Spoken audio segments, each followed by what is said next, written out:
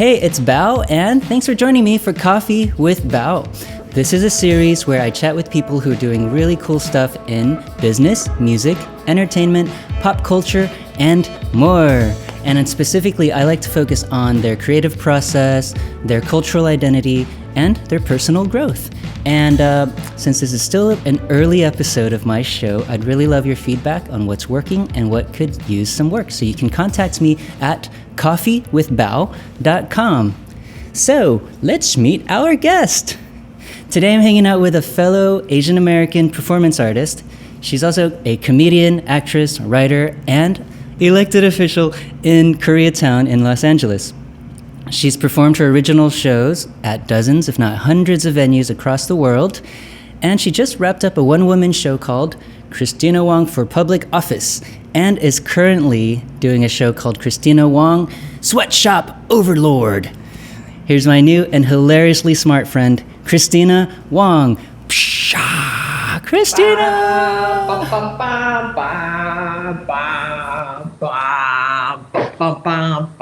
Hello, BAO. Hello. My fellow Americans. Hello, America. My fellow Americans. I don't think I've had an entrance this good. Let me come up and talk to you for an hour. I guarantee you have not. Thank you so much for joining me from all the way 3.5 miles away in Koreatown. Yeah, I didn't even know you lived in the same city, so you had no excuses for missing my shows this entire time. Oh, man. I had painted this picture that you were in the Pacific Northwest or something. So cool. You are a Koreatown for the last over a decade or something? Is that right? I've been living here for, I cannot believe it, 10 years. Yes. And the neighborhood has changed so much. I actually was convinced this neighborhood would never gentrify when I first moved in. I was like, if it gentrifies, it'll gentrify K-pop. It won't gentrify white. But it is becoming increasingly expensive to live here. And the folks who used to live here can't afford to live here anymore. Yeah. So, do you still serve on the neighborhood council? I do. My term is until April.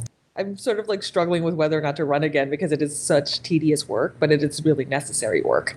Because at the end of the day, you can protest all you want and write lots of books, but someone in some room needs to pull a lever. Yeah, I was going to say the neighborhood benefits from having you there because you actually give a crap about real people. Yeah, and I'm not the most organized person, I admit that.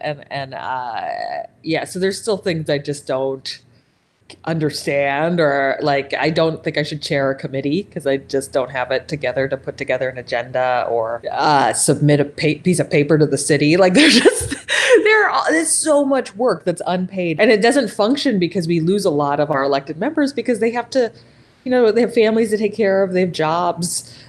They get disenchanted by how much work this is for no money for this much effect, and so it's not. It can be a very discouraging system. People are like, this chick is a comedian? What?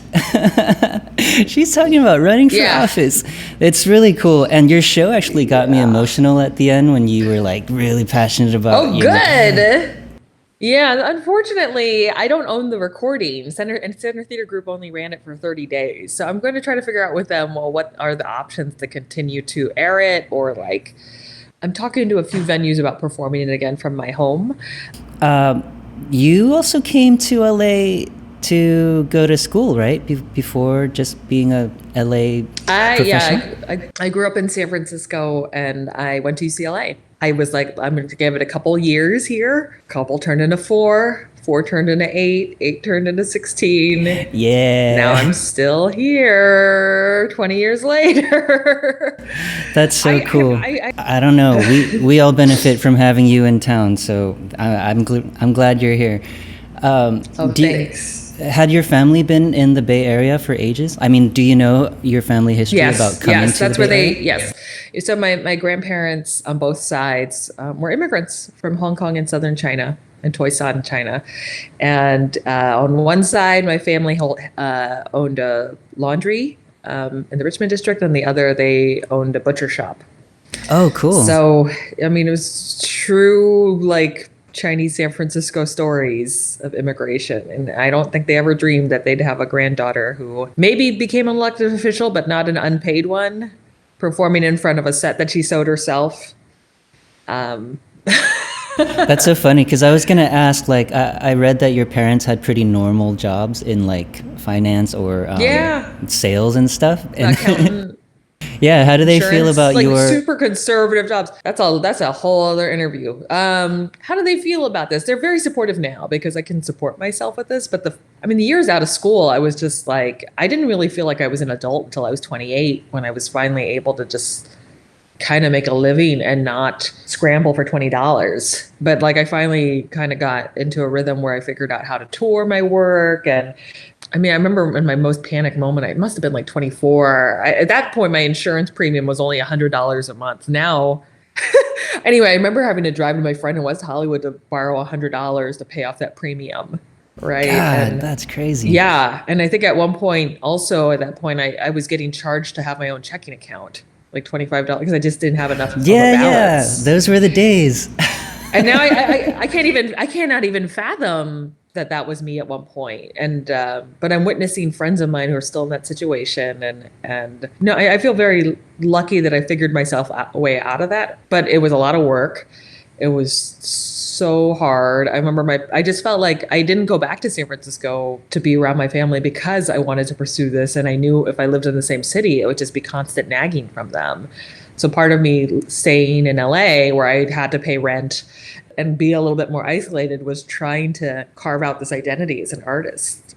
Yeah, I have lots of questions about that because that, you really chart your own Yeah. path. But I want to know a little bit about like just growing up. Was growing up Chinese American like a big part of your? Well, I think it's more being third generation Chinese American and being read by the world as whatever this Chinese face reads to Oh the yeah, world. Like I don't have immigrant parents, right? Like I don't but I have immigrant grandparents and I yeah, definitely can empathize with that experience. But I'm not fluent in Chinese. And I think, the guilt of not being Chinese enough definitely followed me. Not being able to have conversations with my grandmother was definitely a source of guilt. Like when people talk about like calling their grandma and talking for an hour, I'm like, I have no idea what that's like. And the conversations I do have are so perfunctory with my grandmother, right? They're just so like, I can't get into a big, deep story. She doesn't want to talk about her history.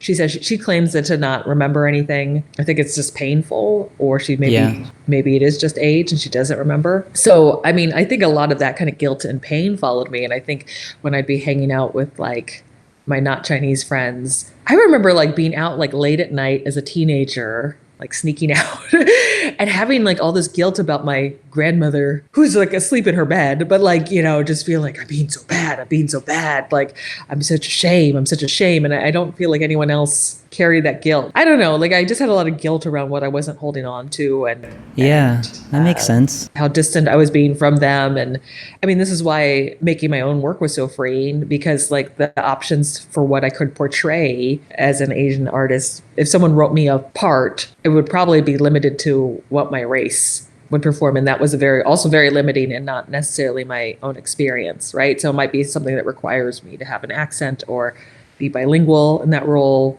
And I was none of those things. And it's interesting now I play colleges. I was before the pandemic, right? And I'm now Yeah. meeting this whole new generation of Chinese American students who were born in China but adopted by white parents here. I've had a few conversations with them, not like at large, but enough that I've noticed that, oh, now the kids are in college and they're really working out a lot of stuff right now because it's like their first time encountering an Asian American student group and an Yeah. Asian American kind of culture, right? And having to think about, well, what is my relationship to being Chinese? And they actually seem to at least communicate to me they identify with a lot of what I'm describing, right? Like inside, outside, inside, outside. That's really interesting, and I really love how every Asian American story is so different, and like our all of our experiences are so diverse. Yeah. It's really cool. As a kid, did you like do theater stuff? Were you like a performer as a youngster? Okay. Well, here's this crazy story. I'm excited. So, so before I was all right. So before I got into theater, I was really into prank calling, which I would like to say is like my earliest performance art. And that prank calling went way too far. I had these like two white hippie friends in middle school, and we went through the recycling bin, and we found like this whole printout of everybody's phone numbers. like all their parents, and we just sort of call and just talk to them. And there was like this one Asian girl who was my neighbor, and she was my friend at one point. But then, see, this is an interesting thing about San Francisco public schools. Fobs were not the way fobs, I think, are thought of in a general nerdy sense. Like, could you pick up, like, fobs were like gangsters. Oh, interesting. Like the group that we refer to as, like, they were maybe immigrants or had recent immigrant parents, and they were Vietnamese and Chinese, but they were gangsters. They smoked cigarettes, they wore bum equipment, oversized sweatshirts and leather jackets, and had spiked hair and pump bangs, and they cut class. That's awesome. So when I got to college, UCLA, and like was like introduced to all this sort of Asian American narrative and stuff, and fobs were like this other thing, like kids you make fun of who were like the only Asian kid in their white school, and it's like I don't know what that was like, right? Because we had just so many Asians, right, in San Francisco. So there was this one girl named Jennifer she lived a few blocks away. She was my friend, and then she suddenly decided like she wasn't, but she just was cutting class constantly. And I remember calling her, pretending to be an administrator from the school, saying, "We're going to kick you out That's messed if you don't come back to class." But yeah, I just like, I remember having this whole long intervention, and she actually seemed quite concerned which is weird because it's like, if you were really concerned, you would just go to school. Yeah. But yeah, it got crazy. But the crazier part was someone who was like a super A student. Like, this is the thing. This is how I understand being Chinese American in San Francisco, is like you're living two lives. Like these Asian Americans who are like super academic and high achieving, but like on the flip end, when they're not being watched by their parents, are like, you know, getting into all sorts of trouble. And that was like totally me. Is like this like A student in middle school like found this number. It was called the Nightline, and it still exists. And it's basically, it was early like phone Tinder, where like you could hook up with people live on the phone and be connected to them through the system. And there was like saxophone music. "Welcome to the Nightline, San Francisco's hottest way to meet singles," or like whatever. And you would record a voice profile that would be live, like, "Hi guys, I'm BAO. I'm 21 years old. I'm a cheerleader for the San Francisco 49ers. I have big breasts and blonde hair, and just want to know who's out there to chat tonight." But basically what this turned into was like this very popular, as I find out later, sleepover activity for girls. So basically be catfishing and having terrible phone sex with all the loneliest men of the Bay Area. But that was my early acting bow. That was your training? was being divorced from my face, right? And my age and everything and my race, and getting to like play all these characters and feel like super powerful. The worst thing we did was we would basically, in these crank calls, we would be like, "I can't wait to meet you. This is my address." And we'd give them an address of a boy Oh no! from middle school. Yeah, so these crazy. perverts were like showing up at people's houses. I mean, this is terrible that we did this, but so like, don't sleep on Chinese people, man. They are evil. We will get all the A's, and we'll send people to we'll send perverts to your house. But anyway, yeah. So you asked my earliest performance art experience. That was basically That's really interesting, because I can see that But tying then I in. began to use it more constructively. But when you don't have a middle school after school theater program, that's what you end up doing with your Yeah, totally. time and energy. I was gonna say, I can see how that channeled into your final project at school, where you started a kind of a mail order bride website. Yes. Can you talk about that? Because that's like, interesting. I've been doing the same. Yes. I'm glad you made that connection, right? It's like that I've been basically pranking people for the last 10 years. So in college, I was an English and World Arts and Cultures major. I was like, what the hell am I going to do when I grow up? Like, what am I going to do when I get out of here? People were interviewing for like Deloitte and Touche, like they were recruiting. And I'm like, I don't even know. Like, and I had multiple people. I'd be like, what is a consultant? I don't understand what it is that this job is that you're all interviewing for. And I knew I just wanted to be an artist, but I was like, how does this work? In the department, I graduated from English and World Arts and Cultures. So World Arts and Cultures, you could do any senior project. And at that time, most people they'd do a performance, maybe 20 people would show up, and that was their senior project. And I was like, I want it to last longer. And I had been reflecting on how when I was trying to do research for an Asian American women's class online, I just kept stumbling into porn websites. And I'm like, my heart would just like shatter and go, oh my God, I just, this is so this like, cause I hadn't actually looked at that many actual images. It's like, it was hard to look at images of people having sex, especially Asian women having sex. And I was wrestling with like how to be open with my own body and stuff. And that is a terrible way to learn, looking at images of violent pornography made for white eyes, right?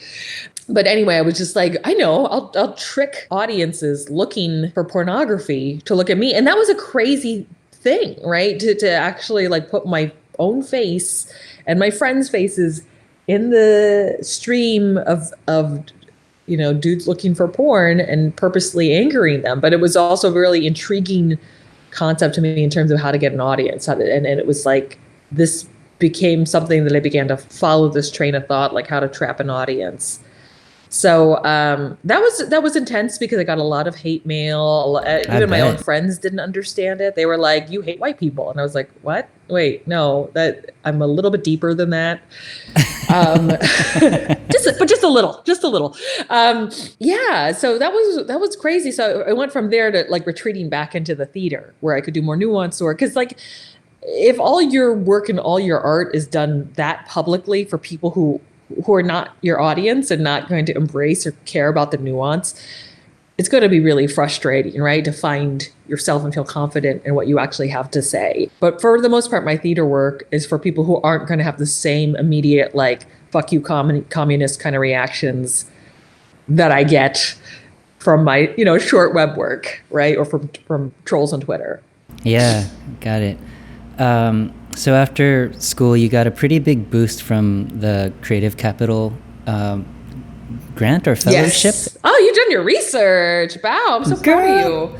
And that allowed some you. Of these interviews I do, I'm just like, what are these questions? Like, oh my God. No, because it's really fascinating. But okay, go ahead. Yes, I got a huge boost from the Creative Capital. You got a huge boost. And that's when I began to feel like an adult. Yeah, and you did Wong Flew Over the Cuckoo's Nest for years, right? Like a lot of years. Years on it. I mean, not every day, but it was like on and off for 8 years. And the thing people don't understand is when you hold on to a live show, it's in your bones, it's in your body, it's in your brain. It takes up real estate in your life, right? And it was hard because I finally was making a healthy living as an artist where I could actually donate money to other causes and not be freaked out at the end of the month where my paycheck or whatever, like where my livelihood was coming from. However, I was becoming dependent on the show, and I began to be really fascinated in people who are also stuck in loops in their life in terms of playing themselves. So it's not that I was interested so much in watching pornography, but trying to understand how porn stars retire and move on to the next thing when their own bodies and their lives are so exposed in a specific way. Yeah. And how with no work history do you move on to the next thing? Reality television stars who completely humiliated themselves. So I was really interested in like the reality TV stars from Flavor of Love and like all those shows that had like completely humiliated themselves in public. And it's like, well, how did they move on? Like, because I was really just that lost. Like, how do I, with no work history, do I go to graduate school? Like, what do I do? And it was ugly. It was an ugly transition out. But now I think I'm okay. I could tell you what to do if you were in my position. I feel you because I did my project Ming and Ping for over a decade, and you're right. It totally occupies your person forever. Yeah. And you require some sort of like detox to kind of move on. It's nuts. Yeah. And I was like, do I move cities? Like, what do I do? And I think I just bought my home. So it was also like, oh, I just bought a home. Do I like now leave it? Like, I wasn't sure what to do. So I just kept touring it. But then I eventually began to make new work. And then finally I went to Uganda. And, that was the Wong Street Journal. That was research for that particular show. I was like, you know what? I'm going to volunteer for a month. And I had thought it was going to be a show about microloans or poverty, right? Like I didn't actually think this is what happened is when I got there to northern Uganda, where the site of a civil war, I went around looking for food one night. I was like, I'm not going to just hang out inside this hotel like a scared Westerner. And I met these guys in front of a food stand. They invited me into this dark room This sounds like a terrible nightmare. It was a music studio, and we recorded a hit rap album. So I spent the rest of my time in northern Uganda. Like, I'd go volunteer in the day, and at night would go work on music with these guys. A recording studio. and yes, it was a recording studio, and the songs now play on the radio. And I went back 5 years later and shot music videos to go with those songs. I know it's a long time, like 5 years, but it's hard to like just get up and go over to Uganda. Yeah. But I did a whole show, which is really kind of, it sounds like a really funny, romantic, whatever. But when I came back, I was like, oh, I can't do this show about going to Uganda without acknowledging the politics of what does it mean for me as an Asian American to be showing up in another community of color from the position of power. And like, that's really what the show is about, is how, and I think around that time, that's when the hashtag Black Lives Matter was emerging. And so a lot of that conversation was out there. And it's like, if I just tell the story, I'll just sound like every other white person doing a Save the Children commercial. And it's not to say that those dynamics were not part of this trip, but I'm in a position to maybe address this with a little bit more nuance. Yeah. So that was a really useful, when you do a project and you're like, okay, I can die now. Like when I did that rap album, as cheesy, corny, whatever this album was, I was like, I could die now. I had the craziest experience that no one else can say they had. But anyway, but it taught me that from that point forward, I want to learn about new things with each show, not just my pain and my past. Yeah, totally. And that makes total sense. And it's such a good progression of your career and your person too, just as a human being. I've only been following your career for a couple of years, but like to read about you and go way further back, it's really cool to see how every piece documents your growth as a human. It's really, really interesting. Yeah. Oh, thank you. Thank you, BAO. So the next step was, well, sort of a few steps in between, but the next step was running for office and making a show out of it. Yeah. So I was courting reality. I'm fascinated with reality television, and for years, I've always wanted to hack that format, but I watch it and I'm like, it just seems so abusive to like move into a house of girls to fight for someone's love. So anyway, the point is I love reality TV as much as I'm like just fascinated with it. And because it feels like terrible performance art, but with no social commentary. Right. And I've been wanting to figure out how to hack that format. And so, my whole dream was to like have this reality TV show, which would have been Nathan For You meets Michael Moore.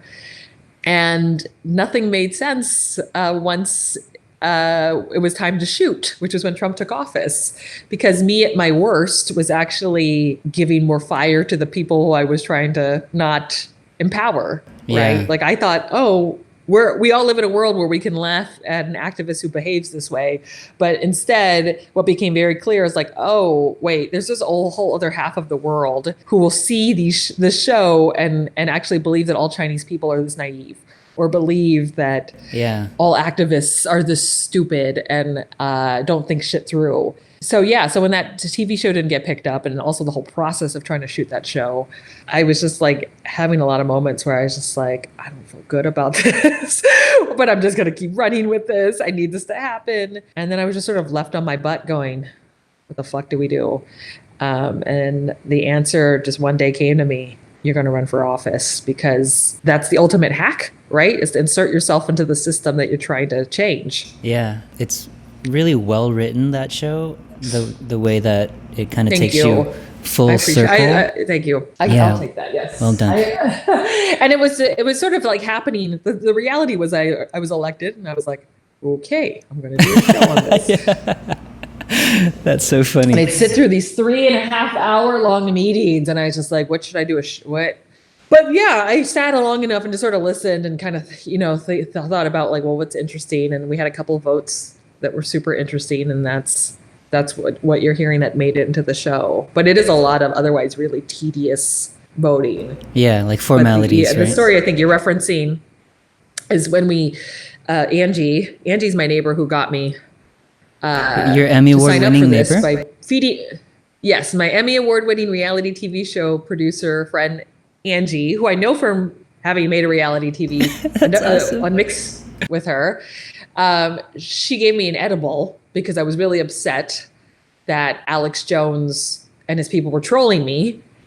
And I got so fucking high when I woke up, I was on a ballot. So anyway, so Angie and I, we put together a community impact statement to abolish ICE. And I was actually not sure if our neighborhood would get behind it. I didn't know if it was going to be too radical for them. And it's, purely symbolic. Like, we can't keep ICE out of the neighborhood. It's a federal agency, right? But it's a huge thing for us to publicly say and to file that point of view, with the city clerk, that we don't want them there. And that was like the most emotional meeting we've ever had. I was sobbing. I was the only one sobbing. People were actually at risk of being deported. They were emotional too, but they weren't like, for me, because I really realized, like, if we don't pass this, I don't want to be on this board. Like, I'm not here to just pass liquor licenses or whatever all day, right? Like, I'm here to affect real, actual change. So I was just so moved when the people on my board who otherwise hate the homeless voted in favor of abolishing ICE. I was just really stunned because I thought it was going to be a lot harder of a fight. Yeah. So you just finished a month of broadcasting that show via the internet because of COVID, and now you're starting a new... Center Theater Group filmed it. Shout out to Center Theater Group. Yes. Thank you for that. And now because of COVID, you're launching your new show also online. Can you give us like a pitch for Kristina Wong, Sweatshop Overlord? Totally. So at the start of this pandemic in March, I was not touring anymore. I had a whole national tour that was postponed. As you see behind me, I sew all my set pieces. I sew my props and my sets. I've never sewn medical equipment before, however, and I had heard that there was a need at hospitals and among essential workers and frontline workers for masks. There was a run on masks, and nurses were going to the hospital with bandanas tied around their faces. And I was like, well, I'm not a nurse, but I can save a nurse. So I got in my Hello Kitty sewing machine and I began to sew masks. I began to offer out to the internet, I can help you. I can give you a mask if you need. Was deluged immediately with more requests than I could sew for. I started a group called the Auntie Sewing Squad on Facebook. It was supposed to just be a 3 to 4 week stopgap until the factory made masks got, off the cargo ship from China, got here. We are now into the 8th or 9th month of this pandemic.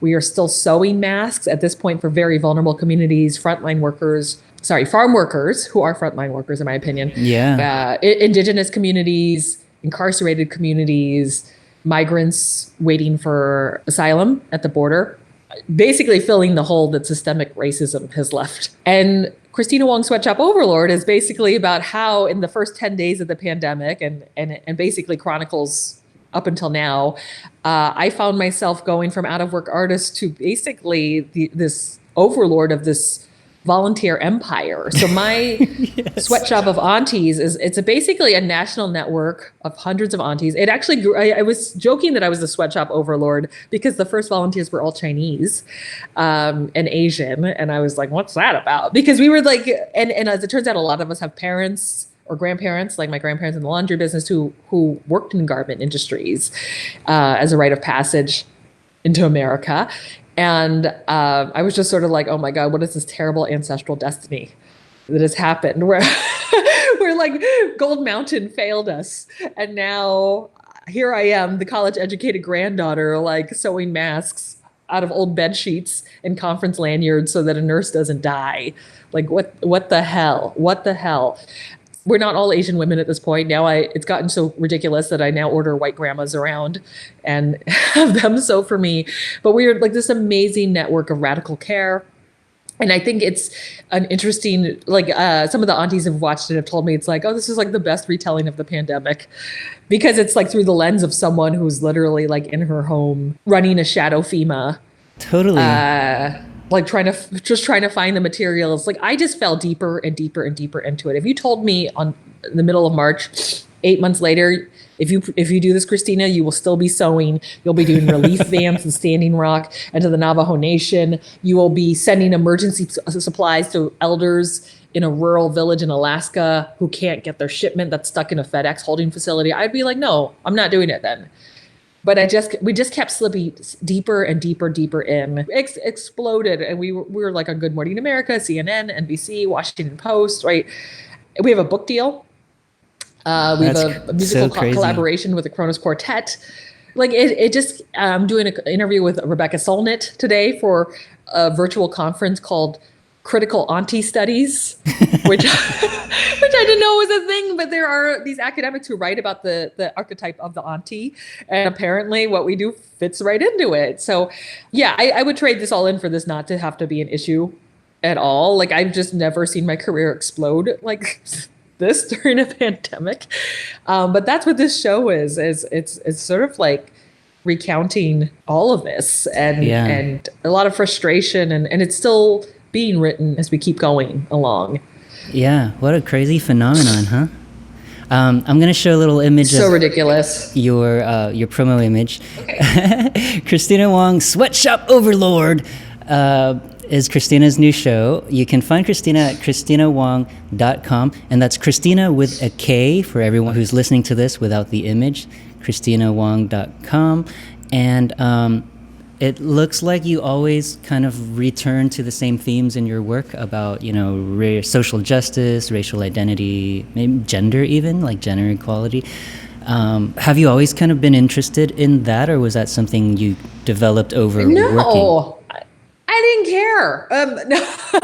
But interesting. What's interesting with the Sweatshop Overlord thing, when I was sewing masks in March, it really was an all health matters thing. Like it was just like, I just wanted to make it forever. Because, the logic, which is real life, like if you can protect one person, that means you protect all the people around them in their bubble. But very quickly, things got political. Like I didn't think this was going to be a political thing. I didn't know that Trump was going to make it a partisan thing to wear masks, but I keep stumbling upon these things. Like I naively, I'm like, I'm just going to sew masks.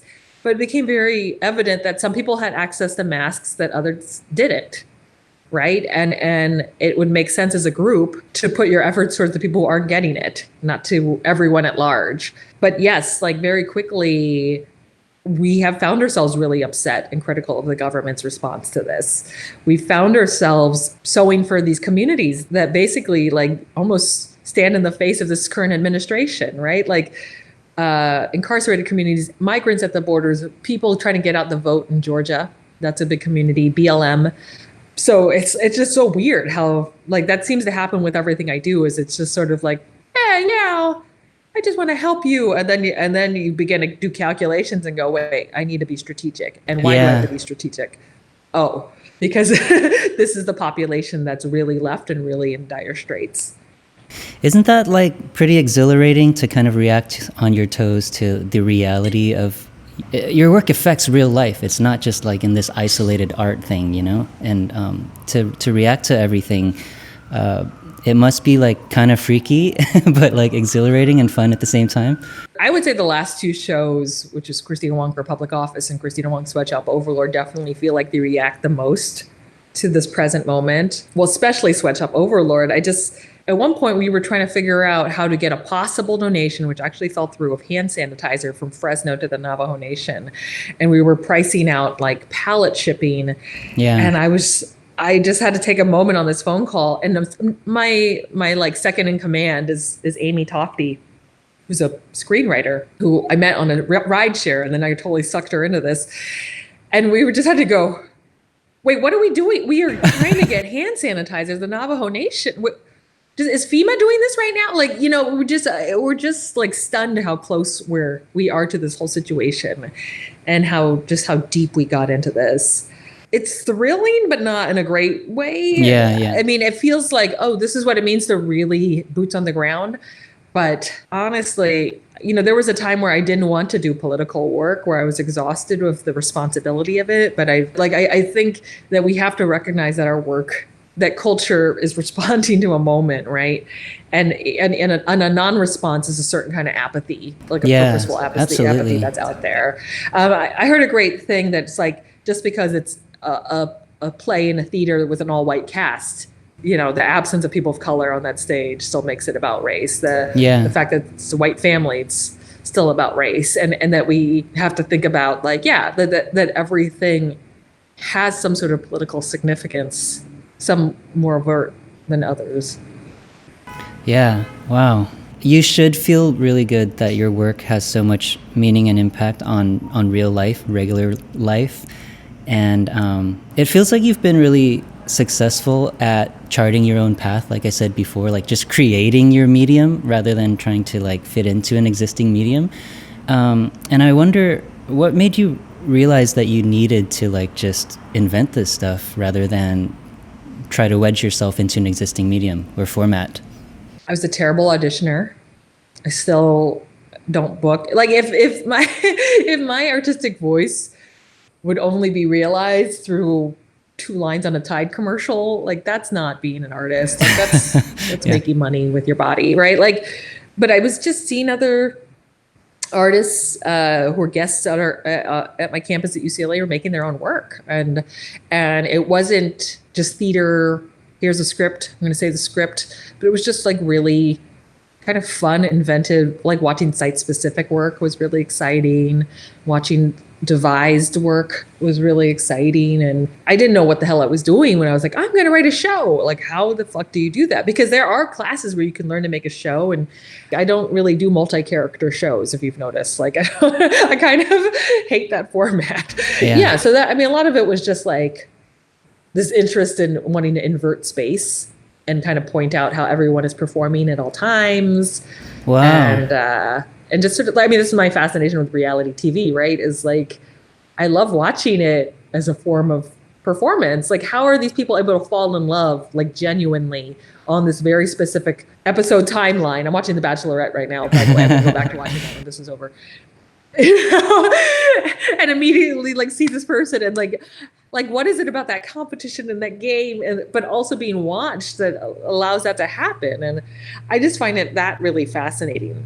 Not necessarily invested in their joy, but just sort of the weirdness of this format, of them finding love, but also being our entertainment at the same time. It's just so weird. Super weird.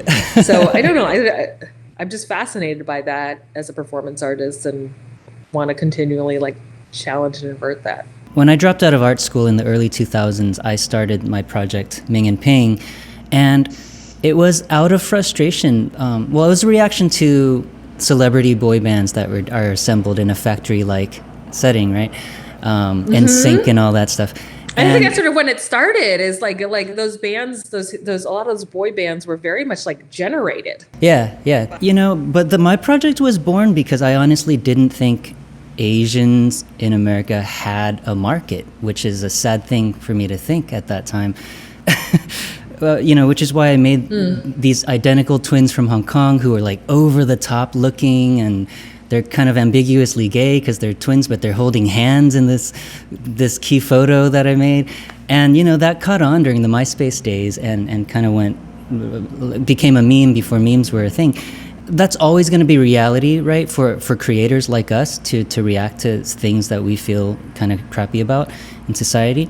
But for the next generation of creators, how do you think they should, or do you encourage kind of that action, that approach to art? To hacking everything? No, I mean, I definitely took a step back from it, and by running for office in the sense of like, oh, I think we hacked everything to death. And when I watch a lot of these YouTube videos, they're just like performance art experiments from the late 90s. It feels like watch me throw a bunch of Mentos into a Sprite. See what happens. Yeah. I'm going to surround a rabbit, my pet rabbit, with carrots. See what happens. Because it's unclear where the stage is anymore, right? There's so many, basically all of our interactions, especially during this pandemic, are mediated.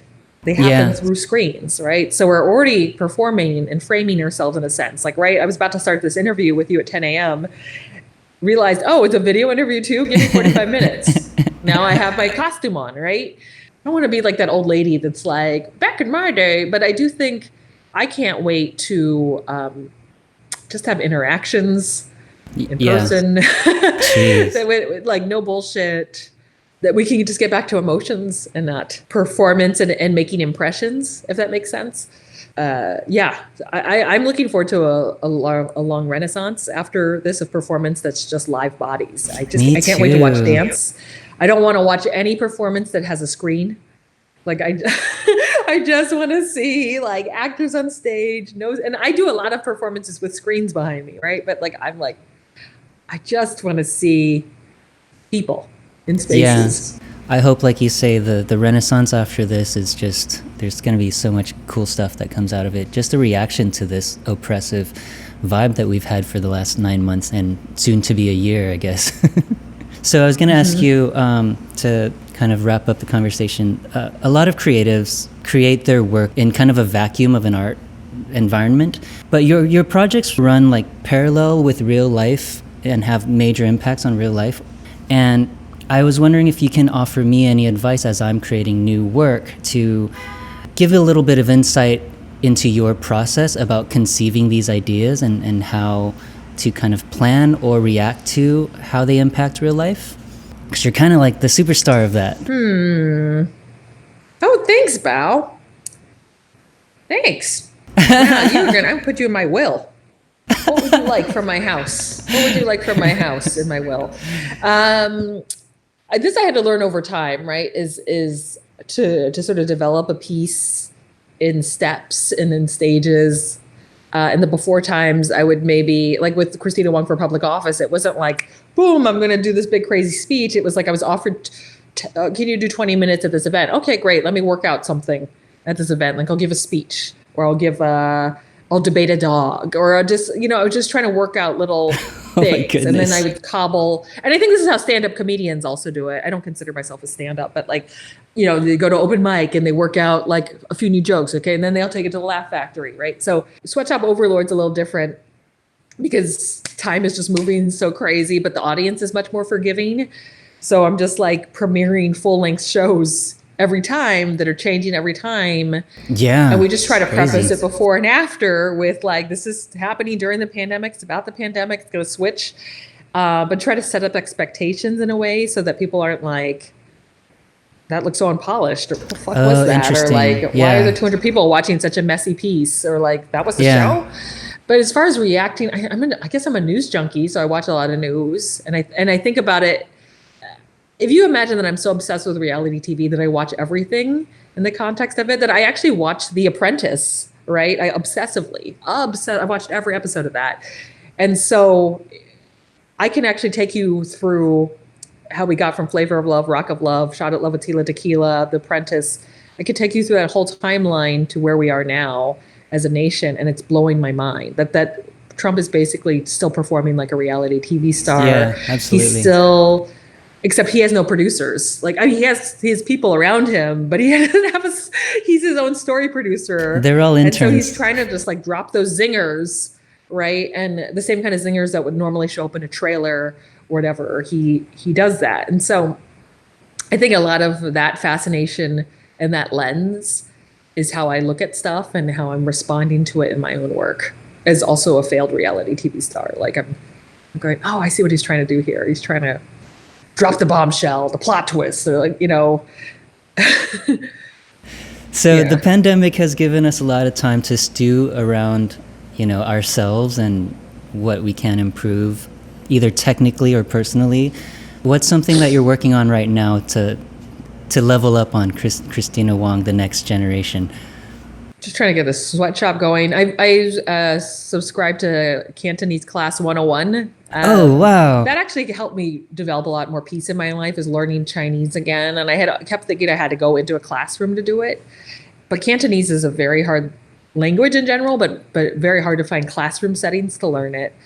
And I found a podcast a few years ago, and I actually took to it quite well. Like, so I'm getting back into just hearing it again. And that's so awesome. I love that. That's all I'm doing. Otherwise, I'm just like working like a mofo in this house.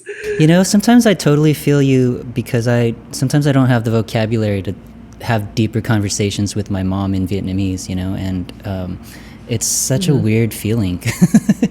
But anyway, good luck with Cantonese. Good luck with your upcoming shows. Thanks. Your past work is awesome. I'm an admirer, and I want to show the audience your little image again so they can see your website. Kristina Wong is at KristinaWong.com, and that's KristinaWong.com. And her new show is called Kristina Wong, Sweatshop Overlord. Christina, thank you so much for hanging out with me today. I really appreciate you just spending time and having like a really interesting Of like course, human Bao Bao. conversation because know. like you were saying, interviews are about like, whoa, what's your new work? What's your project like? But like I am curious about you as a person, and I think that this conversation really made me happy to learn a little bit more about you as a person. So thank you. And I had no idea you lived so close. So now I can actually run into you at places. Yeah. I go to downtown a lot in the before times, so Well, we can kick. it. Awesome. Cool. Don't hang up. I'm going to give a little outro, and then I'll come back and say a proper goodbye to you, all right? Okay, great. You guys, thank you for coming to hang out with us during Coffee with Bao. I really appreciate it. If you like the show, I just want you to share it with people, because why else am I making all this stuff, right? Anyway, thank you so much for tuning in to Coffee with Bao. If you enjoy the show and want to support me financially, you can buy me a coffee at coffeewithbao.com. Thank you so much. We'll see you next time. Bye!